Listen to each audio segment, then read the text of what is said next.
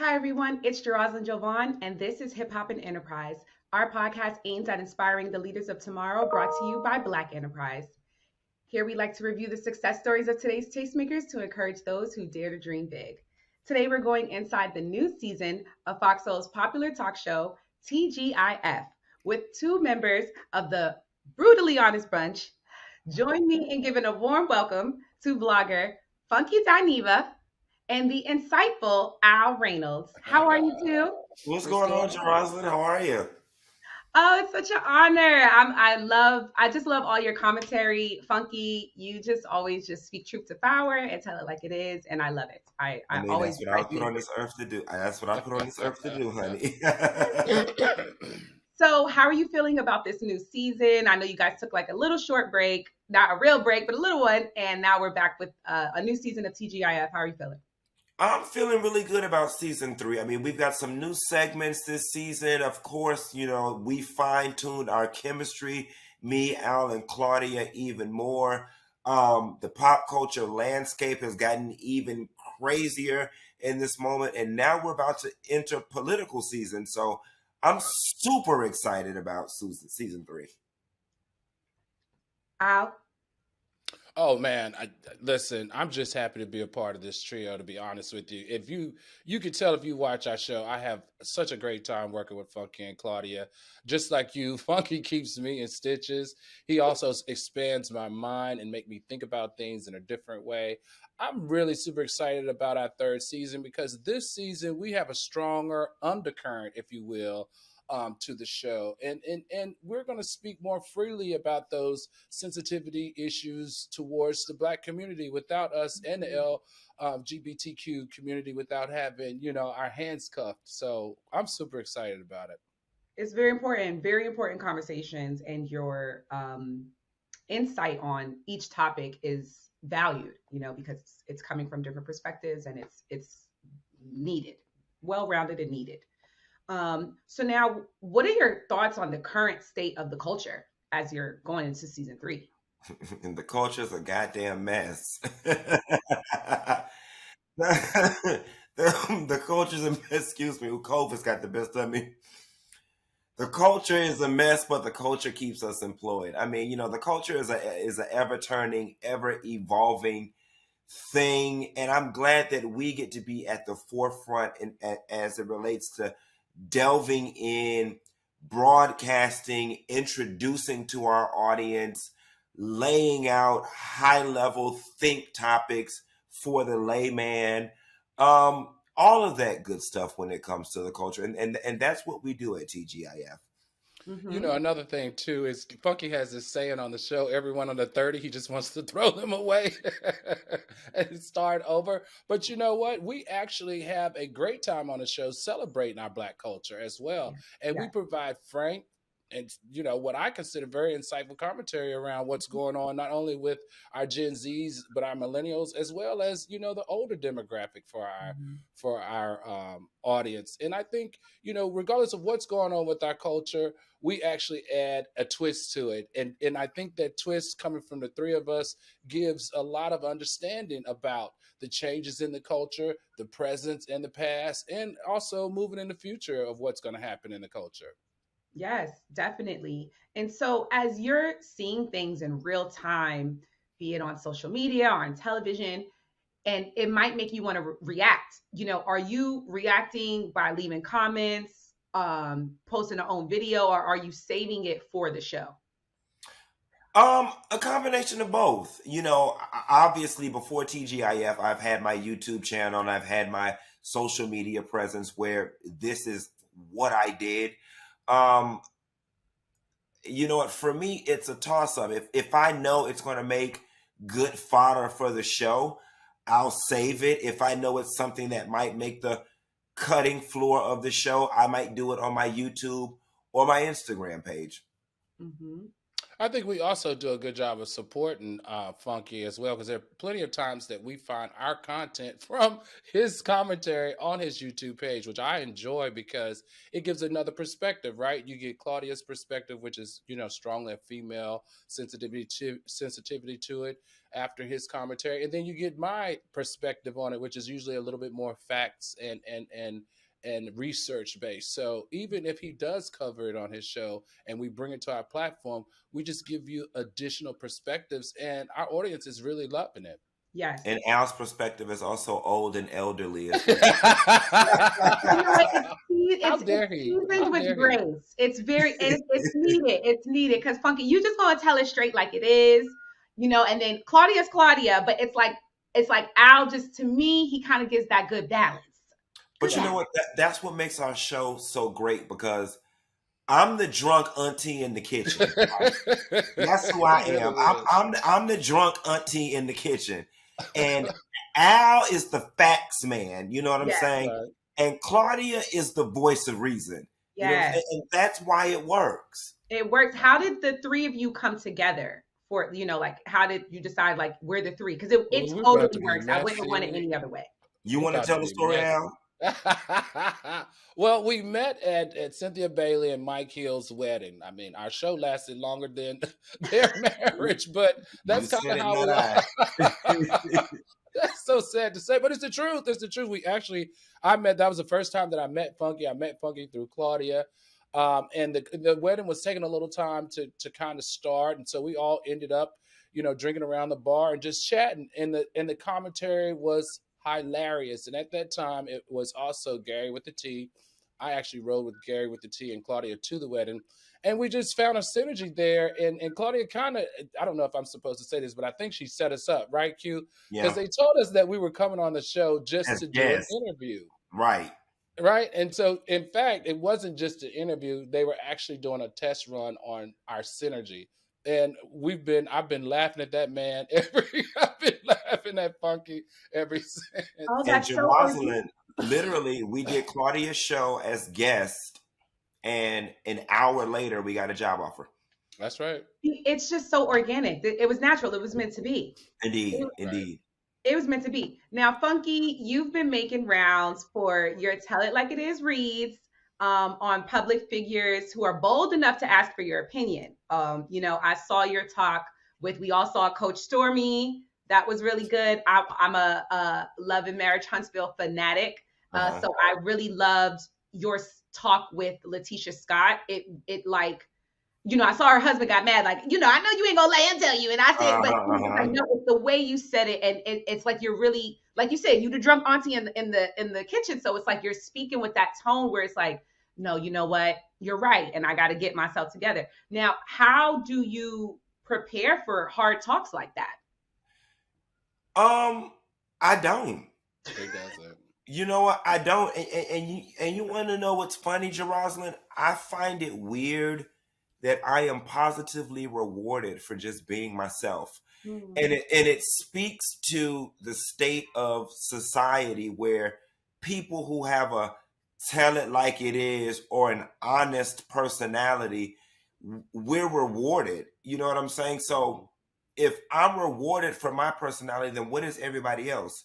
Fake and phony and hiding behind filters and masking, trying to protect people's feelings. I'm just being me. I don't prepare. I just live and breathe, and you take me or you leave me. But I don't think it's so funny. People think that I have this huge talent, and I don't see it. Like, I'm just being me and being raw and honest. And it works. It works. It works. So now, going into the show, when you're choosing what topics you're going to discuss and trending stories, is there like a mission or a purpose or a motivation for why you're choosing to talk about this topic at this time? Want to take that down? Sure.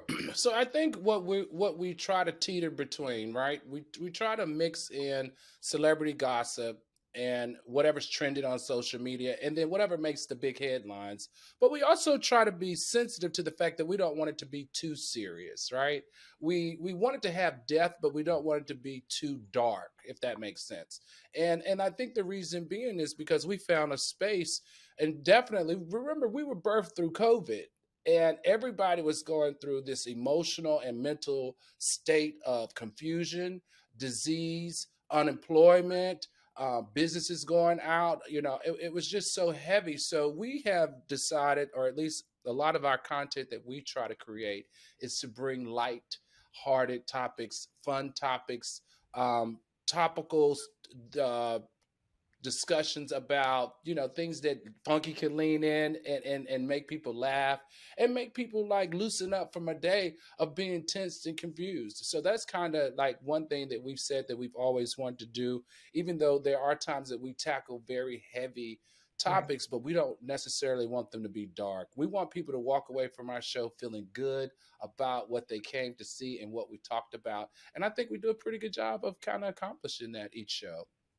I agree.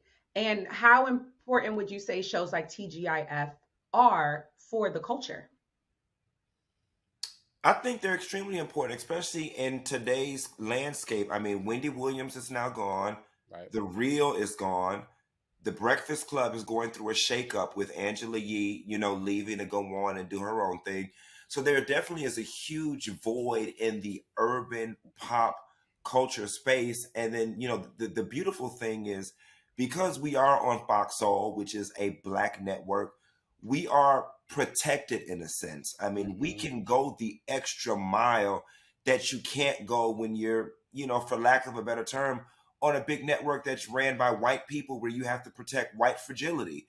Right. We can go there. I can be the drunk aunt in the kitchen and say what we black people are really thinking and feeling in the moment because we're supported by a black company, which is Fox Soul. So, our show is very important. And like I said, as we get ready to come up on what's going to be another crazy political season with that damn crazy ass man announcing his presidency, our show is going to be much needed, breaking down some of those political hot topics for the voters.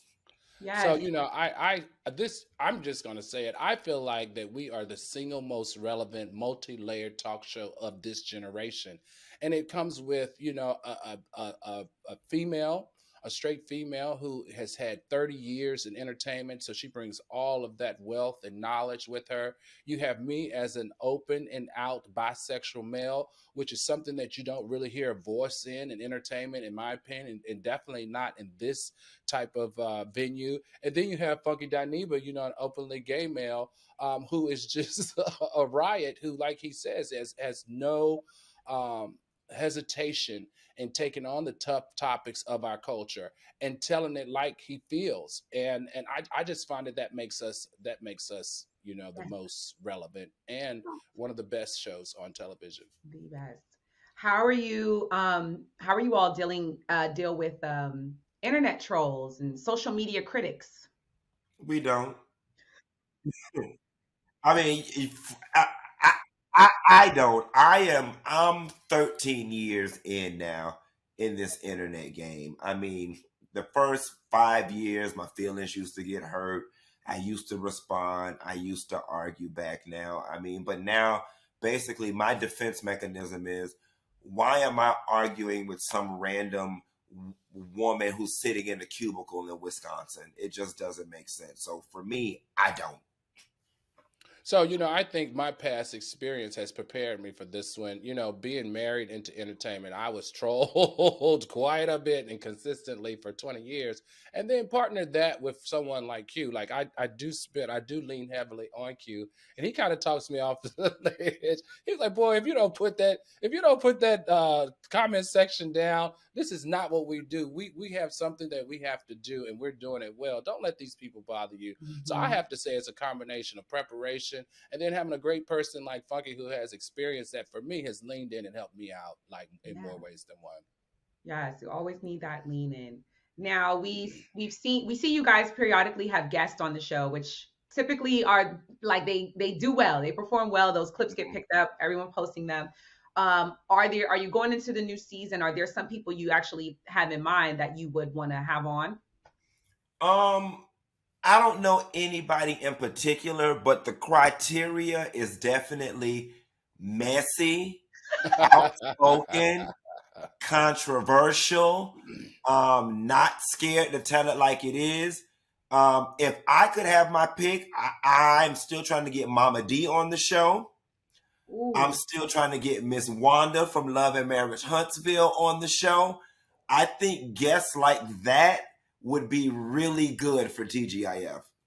come Yeah. on, Funky Dineva slash EP. Yes, yes, those were both, especially that recent scene with Mama D. Yes, and Scrappy. You know what I'm saying? So Yes, like now yes, would be a perfect time yes. to get her on the show. And let me tell you something. Mama D actually called me the other day and we talked. She must have had one too many Michelobes, and she let it all hang out. And those are the type of guests that we like people who are not scared to spill the tea. Definitely, when you come on to TGIF, we're not a show where you're just going to come advertise your product, right? Or whatever it is you got going on. You got to come give us something. You got to come contribute something. Because if not, we can just do the show on our own. So that's kind of what we look for when we book guests, that virality, that viral moment, somebody who's going to give us the tea or somebody who's going to be outspoken. That definitely is the criteria to be a guest on our show. In addition to like if you would have either of those two that you just named, there's so many important conversations as it relates to Black family dynamic that can be tackled just talking to With either one of either them. of them, most definitely. Mm-hmm. So yes. What are important areas or topics you think we should be paying more attention to in the Black community? Now, There's so many. I think, like Funky said, definitely during this political cycle that we're going into, I think talking about the importance of voting and not giving up in the Black community, talking about the influence of Black political leaders like Stacey Abrams and how to support her, during her campaign and outside of her campaign. Also, other things I think I would like to see us lean into more is probably conversations around generational wealth, passing generational wealth down could be interesting. But that's really not our wheelhouse per se, but our lean in could be Yes. towards that. So I think that's kind of how it works. What do you think, Funky? Funky's probably better at this than I am. for me, it goes without saying that we are a LGBTQ plus centric show. 2/3 of the show are part of the rainbow community. I think we have a mission, and it is important for us to break down those intricacies and nuances of being transgender, being gay, Mm-hmm. being bisexual, being, intersex, because, in the Black community, we tend to be steeped in tradition, steeped in the church, steeped in, what we believe, and relatively ignorant to a lot of this stuff, which is kind of coming to the forefront recently, especially in the trans community. A Right. lot of this stuff is new. I mean, we find ourselves all the time confusing trans men with trans women and saying them wrong and misgendering people. And I think we have a mission to be at least a source of Mhm. education and a place where people can get a soft introduction that's not abrupt, that's not making them change their religion or going against their God, but just showing them that these people exist. This is how they exist. This is why they exist, and this is why they deserve to be respected, loved, and treated equally. Right. You deserve. We Right. deserve. All There's right. one thing that I Go also want ahead. to say real quick is that I have found what's happening to me when I'm out and walking around is a lot of men are starting to watch our show. Their girlfriends or their wives are pulling them into our show, but we definitely are the type of show that you wouldn't think that we would be entertaining, and it would be something that you'll watch if you are, say, like a straight man. But I'm telling you, our fan base is starting to expand where it's actually applicable. Everything that we talk about touches everyone. It's not just centric in one form, which is the one thing that I actually like about the show. It gives you every part of the rainbow and outside of the rainbow as well. And that's something that I've recognized, because when I'm out, I have so many guys now that are like, hey, I know who you are. You're that dude from TGIF. My girlfriend, look, they always preface it like my girlfriend or my wife got me watching that Not show. me, not me. Right. I Which love is it. so I love it. interesting. No, I'm here. No, at the end of the day, a good show is a good show. Don't you going everybody's gonna have to just accept that. Don't matter. Right. What day and time are we checking TGIF? Every Wednesday and Friday at 8 p.m. Eastern. And if the cards line up, we're trying to get a third day. We've been begging for a third day. A third day. We may have a third day coming soon if we get our way. But you can catch us on Foxhole every Wednesday and Friday at 8 p.m. Eastern. Thank you so much, Funky Al. Season 3, TGIF. I'm excited. Roslyn, thank you so much. Thank you so much for your time. Thank you.